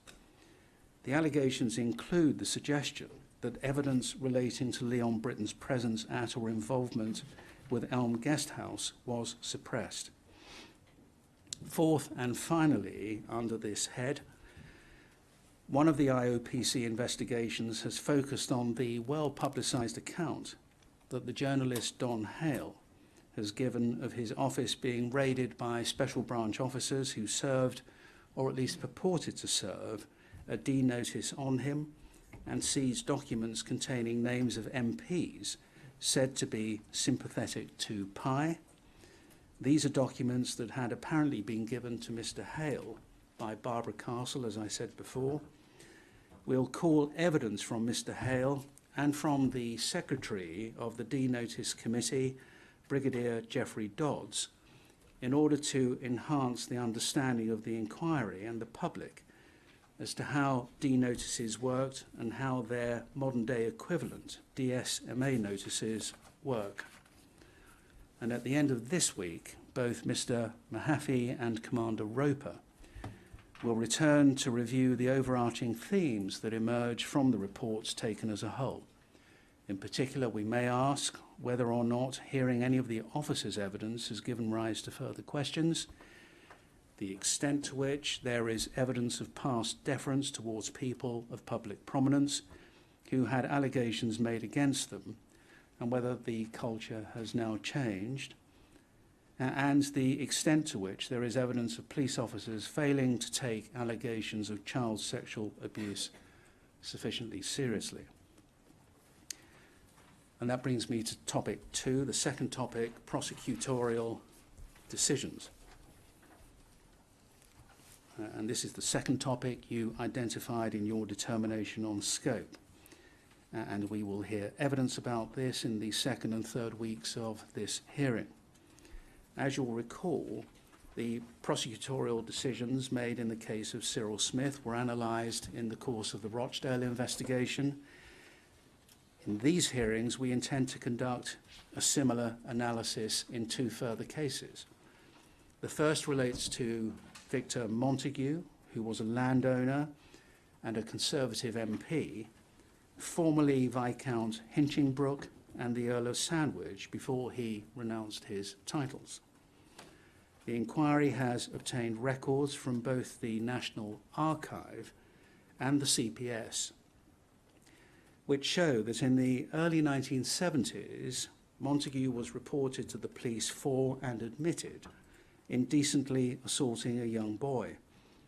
Yet Montague was never prosecuted. The papers indicate that the then DPP, Sir Norman Skelhorn, was asked for his advice. The unsigned letter of advice was that Montague should be dealt with by no more than a caution, apparently on the basis that the assaults themselves were not very serious, and on the basis that he desist from future contact with the victim, as had been advised to him by the Chief Inspector who investigated the offences. And we can put up the letters to the DPP and from. On screen, they are CPS 004383, and that's the letter from the Chief Constable to the DPP's office. Forwarded herewith is a file of evidence in respect of the above named, relating to a number of alleged indecent assaults. Your advice as to what action should be taken in this matter would be appreciated. And then the next page, please. The letter's unsigned. The previous letter, I should have said, is dated the 24th of November. This, the 29th of November of that year, 1972.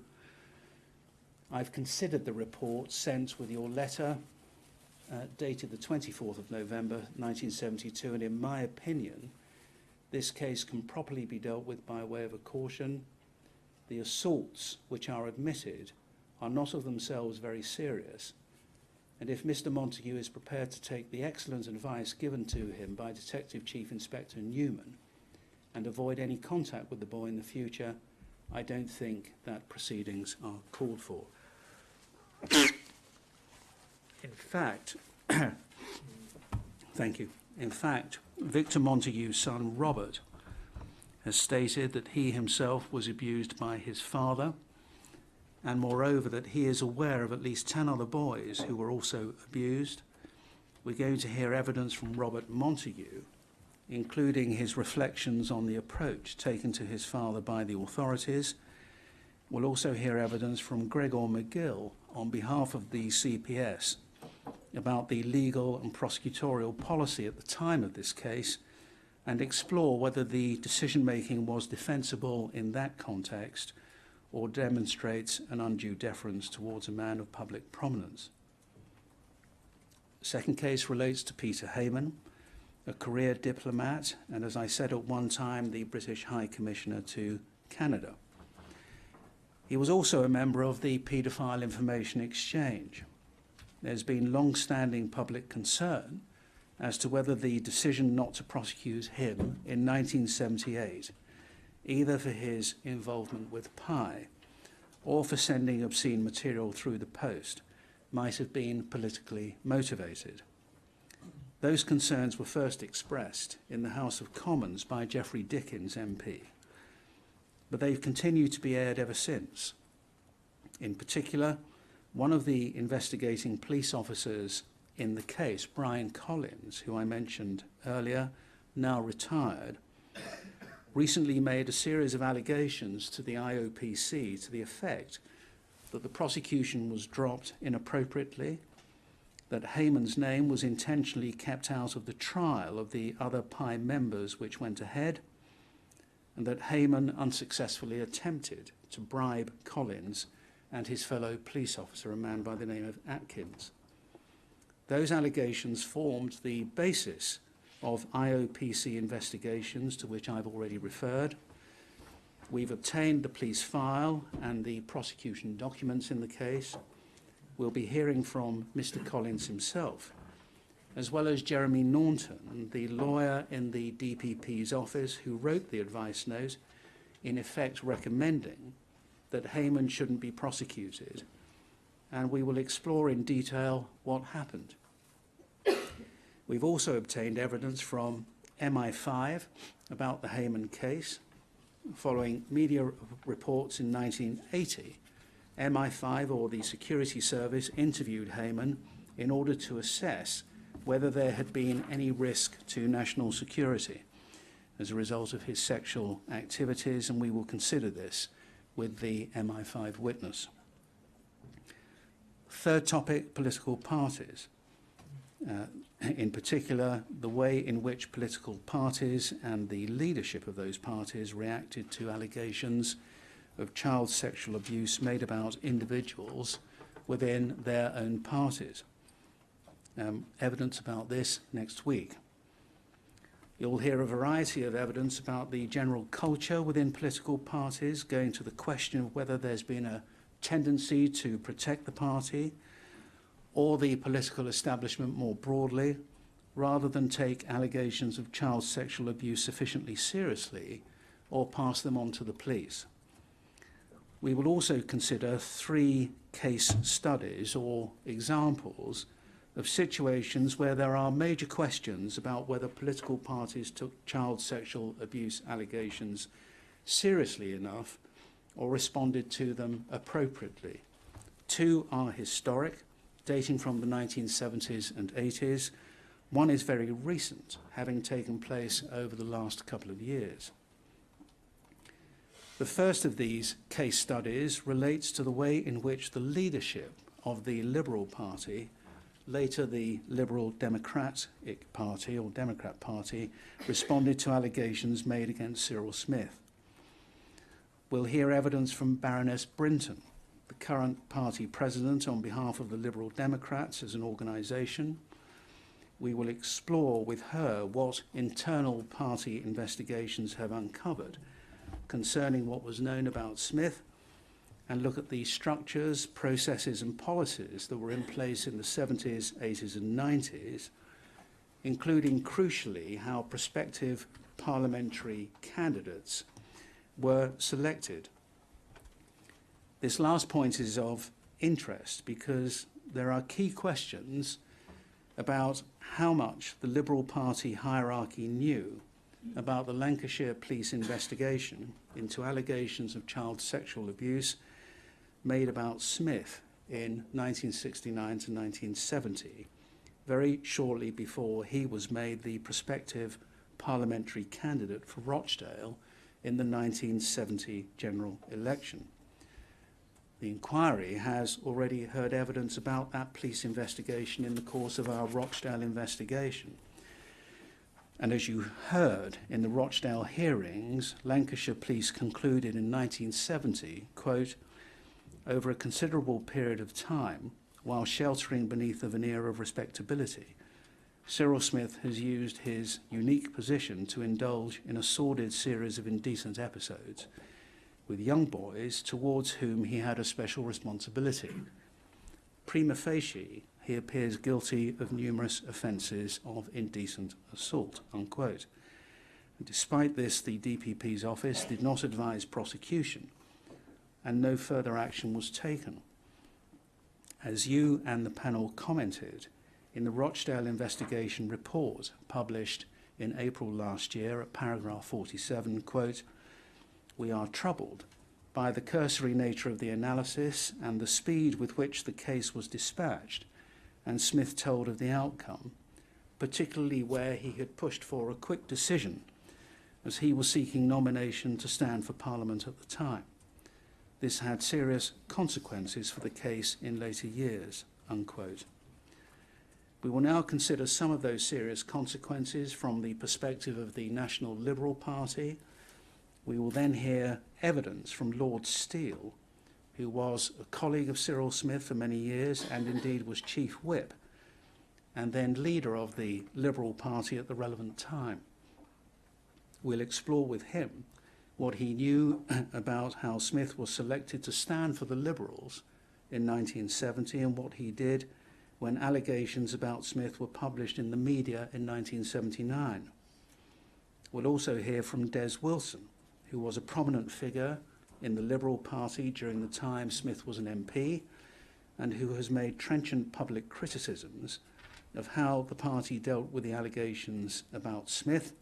He has, for example, said that Smith, quote, was protected as much by the culture within the parliamentary party as Savile was by the culture within the BBC, unquote. The second of the case studies relates to Peter Morrison, who was the Conservative Member of Parliament for Chester between 1974 and 1992. He became Parliamentary Private Secretary of PPS to Prime Minister Margaret Thatcher in 1990. He was knighted the following year in 1991. He retired at the 1992 general election and died in 1995. Allegations that Peter Morrison may have been involved in the sexual abuse of children were made during his lifetime. Other similar allegations were made following his death. We'll examine some of the allegations made against him, focusing in particular on how those allegations were responded to, not only by the Conservative Party both locally and nationally, but also by the wider political community and other institutions within the Westminster establishment. Edwina Curry-Jones's diary for the 24th of July 1990, published in 2002, bore the following observations, and let's put it up on screen, please. It's INQ 004107.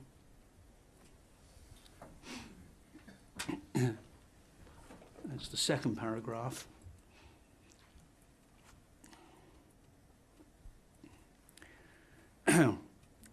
Quotes, one appointment in the recent reshuffle has attracted a lot of gossip and could be very dangerous.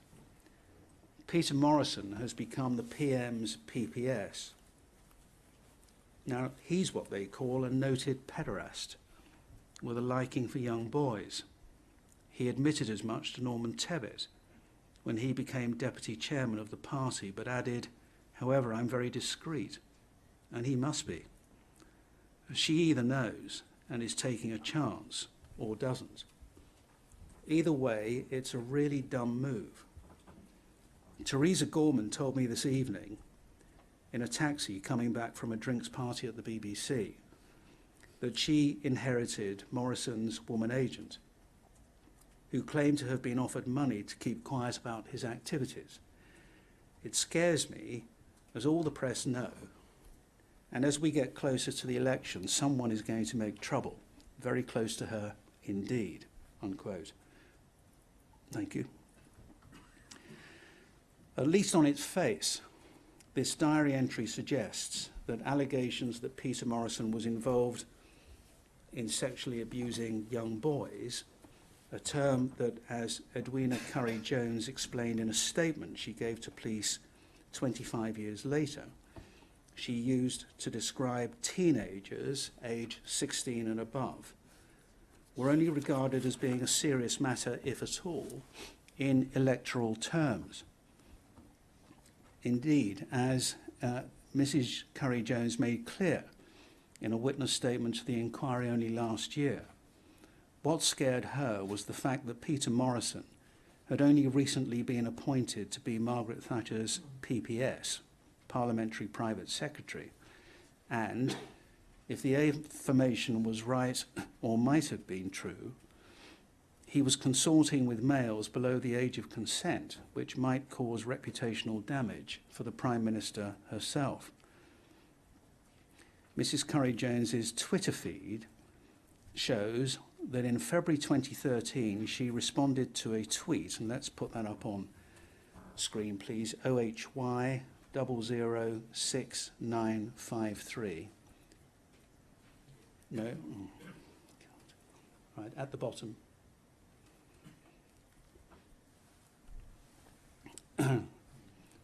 Sent to her, Sir Peter was protected by a culture of sniggering, of giggling, of nudge, nudge, wink, wink. And if we scroll down to the next page at the top, she replies, correct quote, and I deeply disapproved, but there are court cases pending, so we shall have to wait. And she's been asked by the inquiry to explain her response.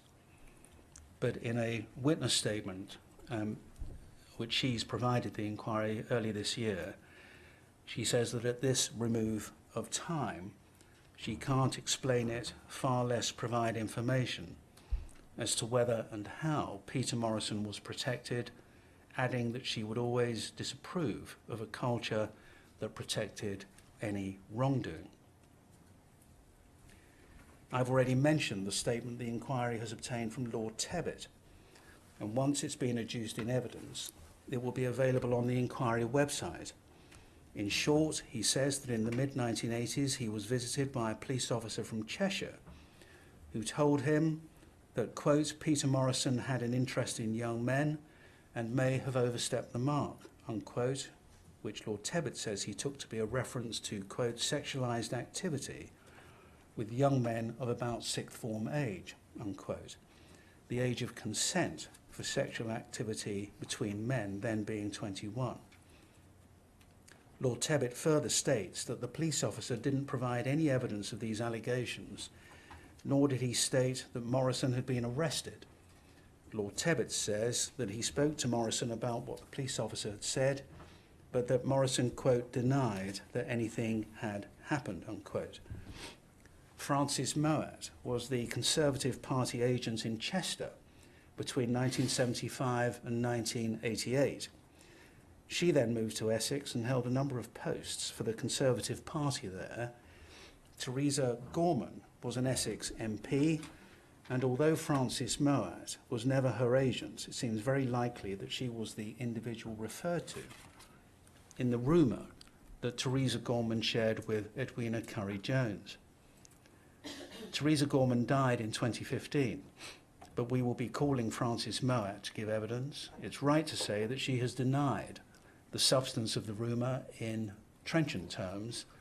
She said that during the time she worked with Peter Morrison, she was not aware of any allegations of child sexual abuse being made against him. Another story concerning Morrison, this time focused on the reaction of local politicians in Chester to allegations of child sexual abuse made about him, was published in an article by Simon Hoggart in The Guardian in November 2012. And let's just put this up, please, on screen. INQ 003856. We need to go to the second page at the bottom.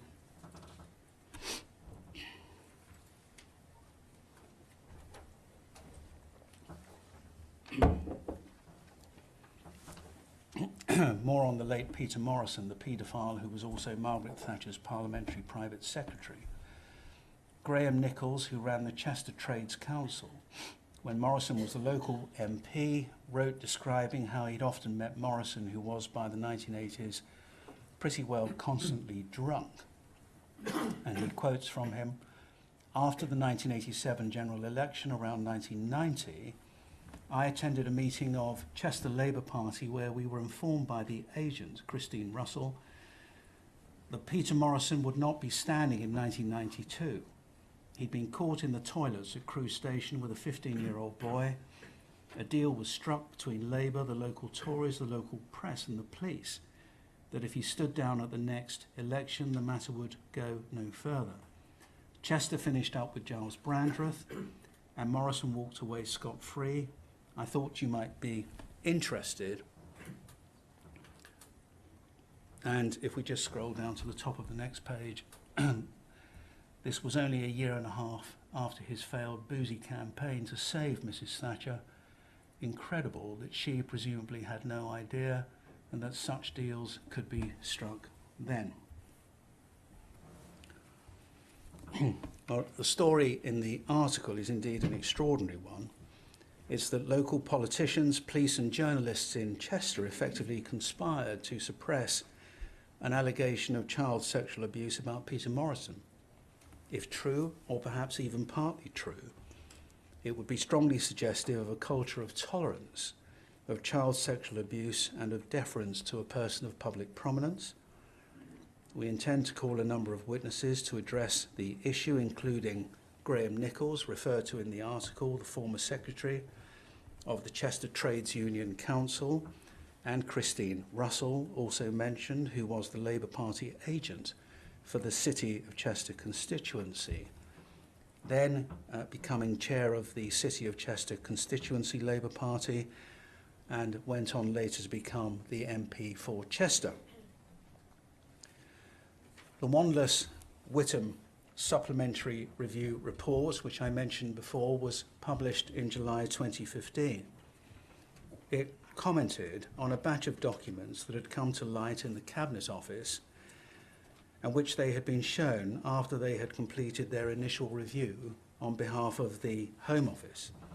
Their comments on these further documents included the following observation, and I quote, "There were a number of references across the papers we saw that reinforced the observation we made in our review, that issues of crimes against children, particularly the rights of the complainant, were given considerably less serious consideration than would be expected today.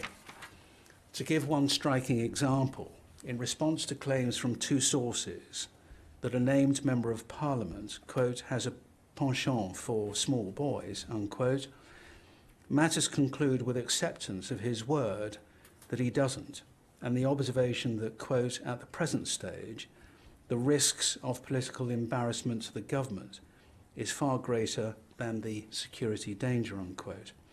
The risk to children is not considered at all." And that's the end of the quotation from the report. We've obtained a copy of the letter, and the MP who was described as having, quote, a penchant for small boys, unquote, was Peter Morrison. It's a letter dated the 4th of November 1986, written by Sir Anthony Duff, then Director General of the Security Service, MI5, and it was written to Sir Robert, now Lord Armstrong, then the Cabinet Secretary. The letter makes it clear that the information that Mr. Morrison had a penchant for small boys had been passed to the Security Service by a member of the Westminster establishment who had heard it from two sources. We've obtained other documents relevant to this correspondence from both the Cabinet Office and the Security Service. Those documents make it clear that neither the Security Service nor the Cabinet Office took steps to investigate the allegation, nor did they report them to the police. We'll explore these matters in the course of oral evidence with a witness from the Security Service, MI5, with Lord Armstrong, and also with Baroness Manningham Buller, a friend of Peter Morrison, who at the time was an MI5 officer and whose information was of significance to the Security Service's consideration of the issue and indeed its outcome. The IOPC has investigated other allegations involving Peter Morrison, including those made by Barry Strevens, Margaret Thatcher's personal protection officer and driver, and the journalist Chris House. We'll hear oral evidence from the IOPC witness about these investigations, and we'll adduce written witness statements from many of the individuals involved. And finally, with regard to Morrison, it's right that I mention one further IOPC investigation relating to allegations made about him. In July 2015, the Sunday Telegraph reported that in 1982 a boy from Sussex had been lured to London and then raped by Peter Morrison. And they reported it on the 3rd of January 2015, bearing the headline, "Westminster Pedophile Ring, quote, I allowed my son to go with him. You trusted people more in those days," unquote. The IOPC has investigated this allegation, and as we shall see, it seems it was a case of mistaken identity. The boy in question was indeed the victim of a sexual assault, and his attacker was caught and convicted, but it wasn't Peter Morrison. It appears the victim was never told the identity of the man who had attacked him, and years later he saw pictures of Peter Morrison and wrongly concluded that it had been him. As I say, we'll hear further evidence about this from the IOPC witness tomorrow. It's frequently said that society's understanding of child sexual abuse has improved considerably since the 1970s and the 1980s, and that many of the mistakes, oversights, or examples of undue deference, which may have been a feature of the responses of political parties to allegations in the past, would not take place today. It's certainly true that political parties, as with other organisations and institutions, are much more aware of the need to have good safeguarding procedures in place, However, the best safeguarding procedures make little difference if party members and officials aren't familiar with them and so don't put them into practice. One third and final case study will explore this very issue because it relates to a very recent episode involving a man called David Challoner and the Green Party. In November 2016, Challoner was charged with several very serious counts of sexual assault of a 10-year-old girl, and he was convicted and sentenced to 22 years imprisonment on the 22nd of August of last year. Perhaps we can put up an article that appeared in the Independent on that day, INQ 004081. And we can simply see the headline. There should be an image there, but I'm afraid it doesn't show on the copy we have on screen. Man held 10-year-old girl captive in torture den attic as he played out sadomasochistic fantasies. I'm not going to go through the article, but the crimes Challoner was charged with and eventually convicted of were truly dreadful. Despite this, he was allowed to be an active member of the Green Party while he awaited trial. Indeed, more than that, he acted as election agent for two Green Party candidates during this time, his daughter, Amy Challoner, in the 2017 general election, and then his wife, Tina, in the local council election in 2018. We'll be hearing evidence from Liz Reason, the current chair of the Green Party executive, about how it was that the party's safeguarding policy failed to operate effectively in practice. To their credit, the Green Party commissioned an independent consultancy to examine what went wrong, and a careful and robust report has been produced. We will look at it and explore the lessons learned by the Green Party in response to these events. Fourth topic, the whip's offices. The fourth topic concerns the activities of the whip's offices of the various parties in Parliament. You'll hear evidence from former whips at the end of next week. At the preliminary hearing in January, we read out the now notorious words of the former Conservative whip, Tim Fortescue, from a 1995 BBC documentary entitled Westminster's Secret Service, in which he appeared to assert that one of the ways in which whips gained the loyalty of MPs was by helping to cover up scandals, including what Mr. Fortescue described as scandal involving small boys. And can we play the clip? INQ 004083.